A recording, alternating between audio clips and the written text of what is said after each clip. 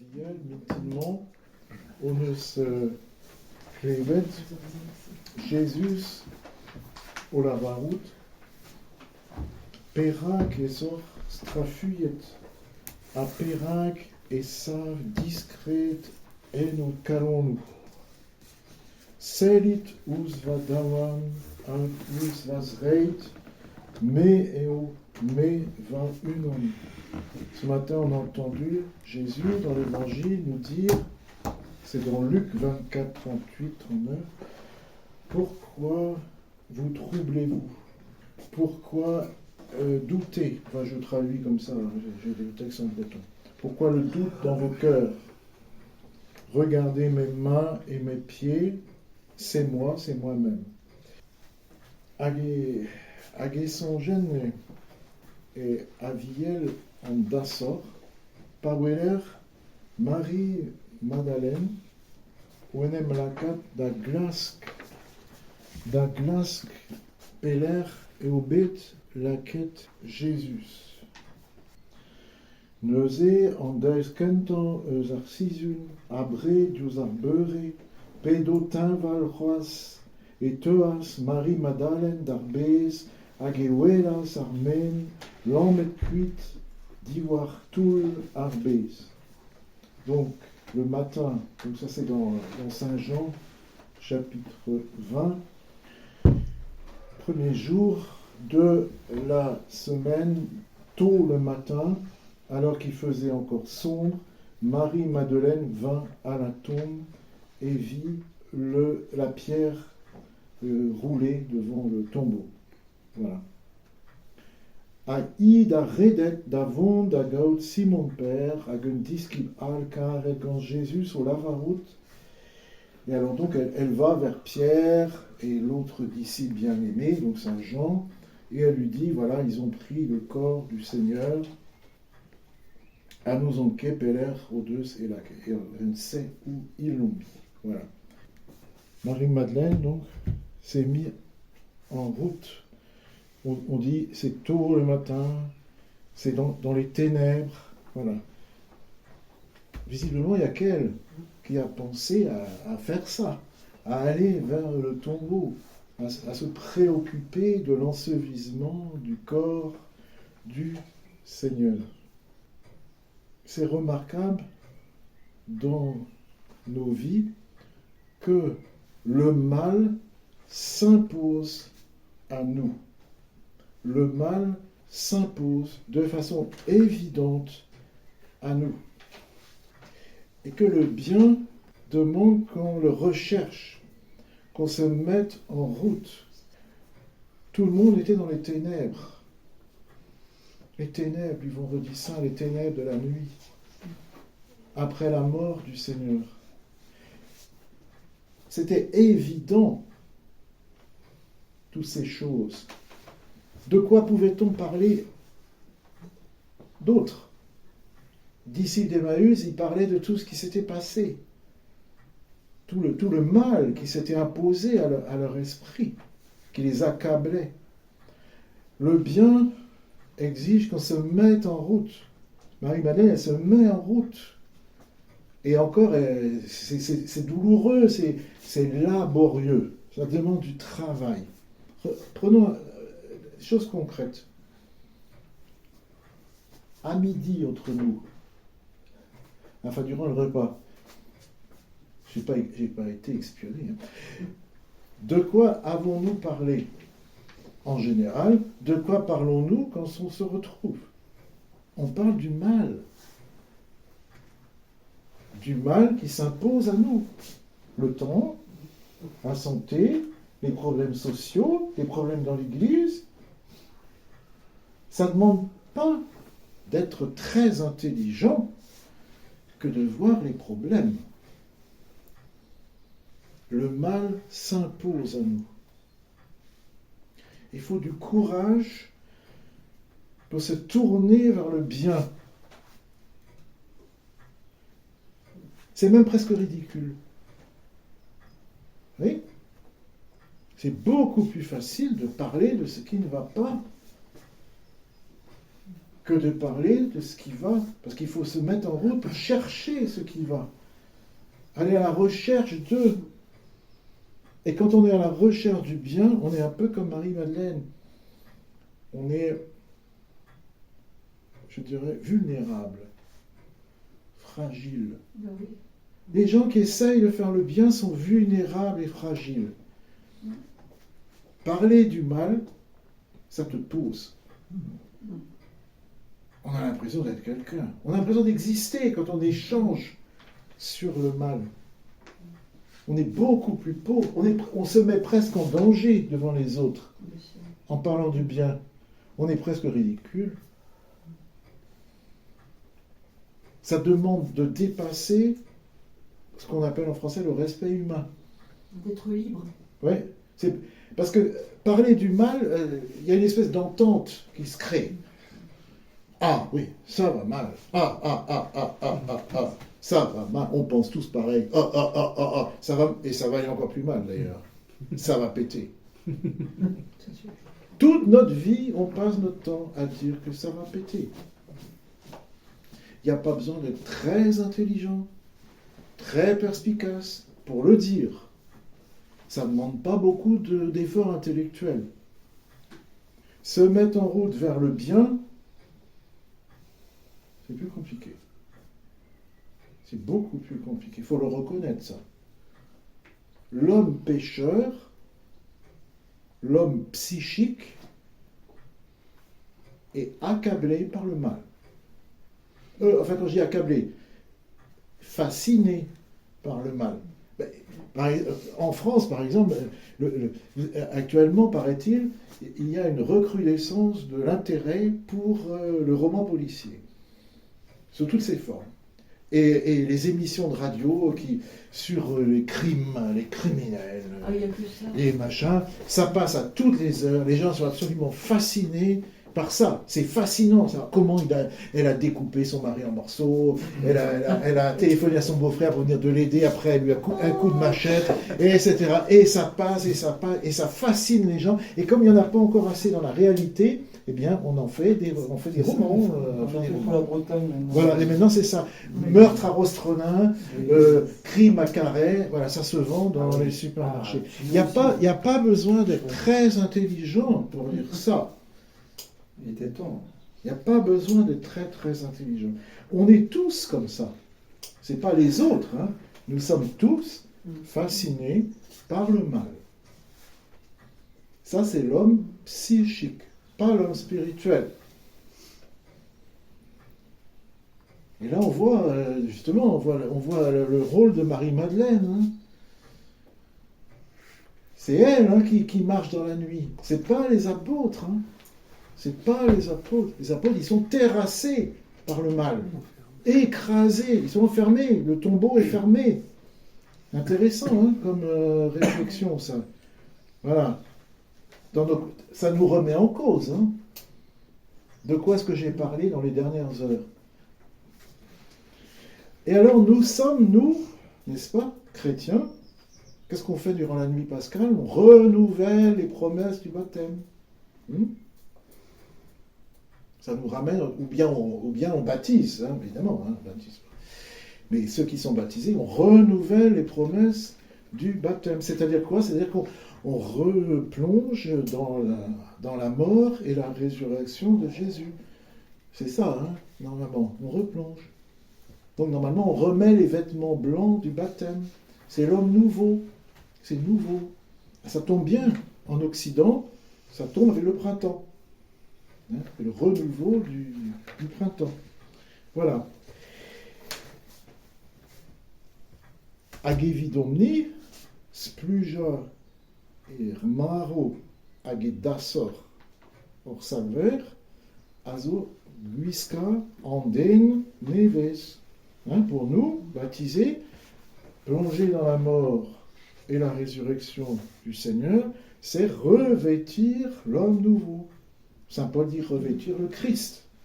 C'est ce qu'ils se disent. On a revêtu le Christ. Voilà. Et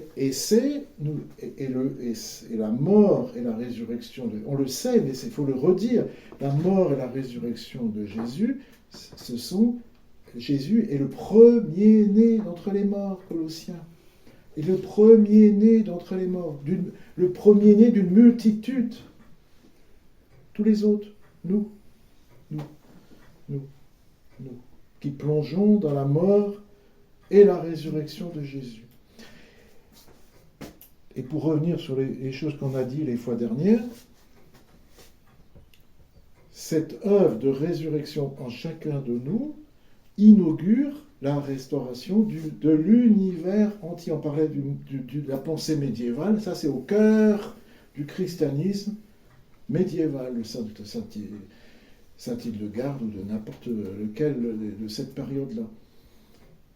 Notre résurrection personnelle est prémisse de la résurrection du cosmos. Tiens, et si on parlait de ça? Au lieu de parler des catastrophes. Mais qu'a-t-on à dire de ça? Pas beaucoup de conversations. Hein. Sur l'inflation, le machin, le ceci, on est tous en concurrence d'informations. On se coupe la parole. Non, mais attends, j'ai pire à dire. J'ai pire à dire. Sur la restauration du cosmos dans le Christ, a-t-on quelque chose à dire? Voyez? Alors, la restauration de chacun d'entre nous est prémisse de la restauration du cosmos. Et ça se passe dans l'Église. C'est l'Église qui est instrument de cette restauration, même pour les incroyants, même ceux qui n'ont aucun sens de ça. L'Église n'est pas une secte. L'Église, elle profite même à ceux qui ne sont pas chrétiens de façon mystérieuse, ils n'en sont pas conscients. Mais ça, c'est très important. Hein? On n'est pas une secte. L'Église, c'est l'instrument du salut, l'instrument de la restauration. En breton, on peut dire yachaïdigé, c'est un mot intraduisible, c'est-à-dire la santé, comment dire ça en français? La santé qui se... Il n'y a pas de mot en français pour ça. L'assainissement. L'assainissement, mais c'est pas joli. Voilà. Du cosmos entier, du monde entier. D'accord? Et ce qu'on appelle maintenant la culture chrétienne, chez les orientaux, ils appellent ça le baptême des nations. C'est comme le sacrement du salut du monde dans tous les niveaux de notre être. Ça, c'est exactement la définition qu'on a donnée Jean-Paul II. La culture chrétienne, c'est comme le sceau du salut sur toutes les dimensions de la vie. Et Jean-Paul II, à la suite de Paul VI, avait dit « L'homme ne peut pas être chrétien en plénitude s'il ne développe pas une culture chrétienne. » Et ça implique différents aspects. La culture chrétienne, elle est à la fois le fruit de quoi? De quoi elle est la culture chrétienne, c'est le fruit de quoi? Pourquoi il y a des églises? Pourquoi il y a du chant? Pourquoi La vie de Jésus. La vie de Jésus. Et nous? Avec nous. Oui. La vie chrétienne, c'est la culture chrétienne, c'est le fruit de la vie chrétienne. Vous êtes d'accord? Oui. Le fruit de la vie, dans tous les domaines de la vie. Tous les domaines de la vie. Donc c'est un fruit. C'est une production. En breton moderne, il y a le terme goésia. Hein, c'est goésia, c'est une production. Il y a un processus et qui produit quelque chose. C'est nature, ça veut dire aussi, en breton, ça vient de apprivoiser. Ça vient de ça aussi. Oui. Et c'est pas seulement ça, la culture chrétienne. La culture chrétienne, c'est aussi une semence. C'est pas seulement une production, c'est une semence. C'est pas assez pour avoir la foi de recevoir la culture chrétienne, mais c'est une préparation. C'est une préparation. La culture chrétienne va par exemple engendrer une conception de la personne, de l'être humain, qui va modeler la société, et cette conception-là, c'est comme un matelas, comme un terreau, pour accueillir la foi. Une transmission. Transmission, on transmet une culture, mais la foi, c'est une révélation. Mais c'est quand même, ça prépare. Ça prépare à la foi. L'incarnation. C'est l'incarnation. C'est l'incarnation dans le monde. Donc vous voyez, il y a ces deux dimensions-là, ça a été développé du temps de Jean-Paul II, sont très très importantes. La culture n'est pas qu'un héritage qui nous vient du passé, c'est aussi une semence d'avenir, parce que ça nous forme. Après, on est libre. On est libre d'adhérer ou de ne pas adhérer à la foi. Mais ça nous dispose à la foi. Ah, c'est essentiel, ça, parce que là, on comprend l'enjeu autour de la culture chrétienne. Tout à l'heure, on parlait de la pensée médiévale, etc., et qui favorise l'autonomie de la pensée, de la personne elle-même. La culture chrétienne, au plus haut point, c'est elle qui développe l'esprit et qui permet à l'homme, justement, d'être assez libre pour se tourner vers Dieu. La culture chrétienne, c'est aussi une espèce de garant de la liberté de chacun de se tourner vers Dieu, ou pas. Parce qu'on n'est pas dans la charia, nous. L'Église est gardienne des libertés de ceux qui ne sont pas chrétiens, même. Oui. Elle crée un cadre. Vous voyez, c'est ça, la culture chrétienne. Donc vous comprenez l'enjeu? Détruire la culture chrétienne, la restreindre, favoriser son étiolement, c'est construire une société où l'homme a de moins en moins la capacité de se tourner vers Dieu, vers la vérité. Parce que son esprit, c'est pas son esprit, son corps, toute sa vie est, en breton on dirait dindon crabant-nous, sous les griffes d'autre chose qui n'est plus propice au choix de Dieu. Vous voyez le problème? Je vais vous dire quelque chose de... Alors, c'est pas pour vous torturer, mais le carême est passé, mais il faut se remettre un peu en cause. Tout à l'heure, je remettais en cause par rapport à nos conversations. Est-ce qu'on parle du bien ou on parle du mal? Je vais vous proposer autre chose.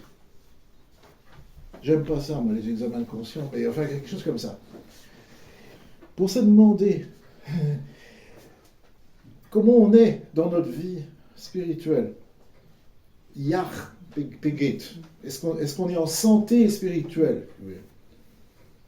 On n'a qu'à se poser certaines questions, comme on fait maintenant, vous savez, chez les médecins, sur une échelle de 1 à 10. Ça fait mal quand on se pose ce genre de questions. Sur une échelle de 1 à 10, quelle est notre détermination, à vous qui venez ici, je ne pose pas ça, pas ça aux gens de la rue, hein. À vous qui venez ici, quelle est votre détermination par rapport à la culture bretonne, sur une échelle de 1 à 10? Quelle est votre détermination par rapport à, je dis n'importe quoi, le chant traditionnel? Quelle est votre détermination par rapport à nos traditions? Ben, je vais vous dire une chose. Mais vraiment, je ne dis pas ça pour vous embêter, mais c'est parce que je le pense. De 0 à 10. On va être gentil, on va dire 6, 7. Bon, on va pas se mettre 4 non plus. Bon, on est là quand même, on a fait venir. Puisqu'on vient là, on n'est pas 0, hein. Bon, on a quand même la moyenne, donc on va mettre un peu plus. Je vous le dis parce que je le pense, c'est pas pour embêter qui que ce soit. Même si vous aviez 10, ou plutôt, exprimons mieux les choses, je dirais, si vous n'avez pas 10, de motivation, ben c'est foutu. Oui, parce que l'adversité est telle que même avec 10 sur 10 de motivation, ça va être dur. Ça va être dur de tenir. Ça va être très très dur. Mais si vous n'avez que 8 de motivation, c'est-à-dire que si vous êtes comme les autres, comme tout le monde, c'est-à-dire, oui, je ferai ça, par exemple, des choses que j'entends, quand je serai à la retraite, quand les enfants seront élevés, ou je ne sais pas quoi. Là, c'est que déjà, vous êtes pris. Vous êtes pris. Vous êtes pris dans le jeu qui nous entraîne vers le fond. Oui. Regardez les choses. Si vous n'avez pas une détermination 10 sur 10 pour le breton, mais regardez dans la société dans laquelle on vit. Mais à quoi ça sert? Comme disent certains, comme dirait. Bon, à quoi ça sert? À quoi ça sert? Ça sert à quoi? Tu veux mettre un cantique breton à Audierne à la messe, authentique, hein? Tu veux mettre un cantique breton à Audierne à la messe, ça plaît aux touristes, à certains qui sont là, et tous les gens du pays qui sont là, ils sont contre. À quoi ça sert de se battre? À quoi ça sert de se battre pour le breton qui est parlé par combien de pourcentage pratiquement plus personne. Pratiquement plus personne. Vous savez que c'est du bluff, tous les sondages, tous les machins. On vous dit il y a tant de milliers de gens qui parlent breton. Oui, enfin, c'est n'importe quoi. Vous sortez d'ici, vous allez dans un commerce, vous parlez breton. Bon, voilà. Tout le monde vous regarde comme je sais pas quoi. Vous allez... Quand on est arrivé ici, quand j'allais faire les courses à Intermarché, j'entendais du breton. Ah oui, j'entendais du breton. Je ne sais pas à partir de quand, je n'ai plus entendu. Mais ce que je peux vous dire, c'est que quand j'y vais maintenant, j'entends du turc. Il y a beaucoup de turcs. J'entends aussi, je ne sais pas trop, je crois que c'est des roumains. Il n'y a plus personne qui parle breton. Personne ne parle breton.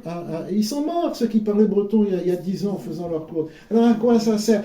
Si vous n'avez pas une détermination de 10 sur 10, ça ne sert à rien.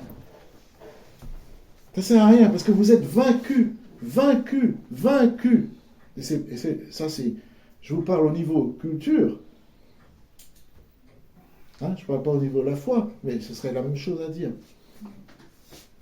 Il faut une motivation comme une pointe de diamant, n'est-ce pas? Si on veut avoir que ça ait un quelconque impact sur nos vies actuelles. Ou alors, c'est s'illusionner, genre, non, après tout, c'est pas vrai, ça va pas si mal que ça quand même. Et ça, c'est pas aller dans le sens du négatif. C'est pas ça que je veux dire. C'est voir les choses et se déterminer par rapport à la situation telle qu'elle est. Alors, pour avoir une pointe de diamant, il faut l'entretenir. Il ne faut pas se laisser mousser. Vous savez, par exemple, durant la nuit de Pâques, eh bien, maintenant on dit « Oh là là, la messe... chez les tradis, c'est plus tard que chez les autres quand même. Alors, on attend que la nuit soit tombée. Alors, oh là, ça fait tard, hein? Ça fait revenir tard. Et puis en plus, il y a changement d'heure. Catastrophe. On va perdre une heure. Vous savez que dans la tradition, comme encore les orientaux, on ne dort pas. Durant la nuit pascale, on ne dort pas. Autrefois, nous, on allait à Beaucain, vous savez, chez les sœurs. Mettons, il y avait les sœurs de Bethléem, qui ont un peu une liturgie orientale.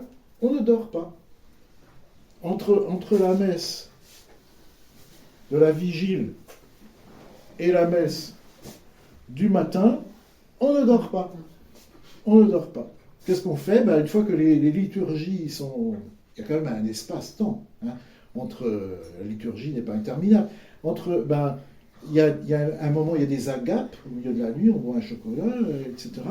Et après, ça recommence, ça recommence. Qu'est-ce qu'il recommande? Ben, on chante sans arrêt la résurrection, on chante la résurrection, on chante la résurrection, on chante la résurrection, on chante la... C'est comme ça. Mais ça paraît, ah oui, bon, comme ça, oui. Mais comment voulez-vous qu'on fasse face à l'adversité si on n'est pas trempé dans le mystère qu'on célèbre? Eh oui, être trempé dedans. Ah oui, le fait de veiller la nuit, ça a un sens, non seulement pour l'intelligent, mais ça a un sens enfin, anthropologique. Quoi. Voilà, on ne sait pas ce que c'est que veiller si on ne le fait pas. Hein, voilà. Bon. Alors il faut chanter, chanter, chanter. On devrait faire que ça durant le temps pascal. Chanter, chanter, chanter, chanter, chanter la résurrection. Parce qu'on a besoin, c'est tellement immense la résurrection, ça nous dépasse tellement que si on ne se fait pas dépasser, on regarde ça de haut. Oui, on regarde ça comme ça. Voilà. Bon. Alors, on va chanter. Voilà. On est esclave des feuilles. Marie-Joseph Bertrand ne savait pas ce que c'était que les feuilles de chant. Bénie soit-elle. Alors, c'est un petit tropère oriental, tout simple, qui annonce la résurrection, voilà, ça, et qu'il faut chanter,